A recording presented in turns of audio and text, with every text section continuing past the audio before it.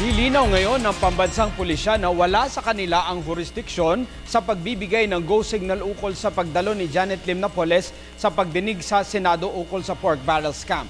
Inihag ito ng PNP matapos isugod kaninang madaling araw sa ospital si Napoles dahil sa pagsusuka at pagkahilo. Si Alvin Baltasar sa detalye.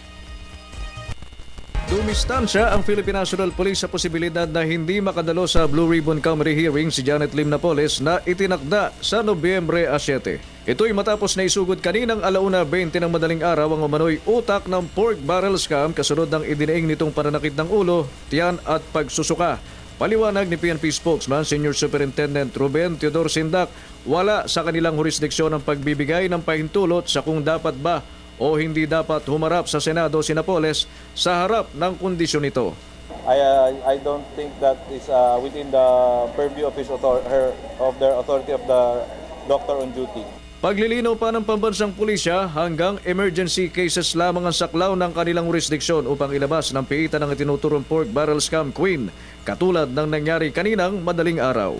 There was a ruling in the past na the doctor can declare clearance for her to be granted medical evac or evacuation in extreme cases where they deem so necessary. Stable na umano ang lagay ngayon ni Napoles at lahat ng vital signs ay bumalik na sa normal na kung saan ang huling blood pressure ay nasa 100/60.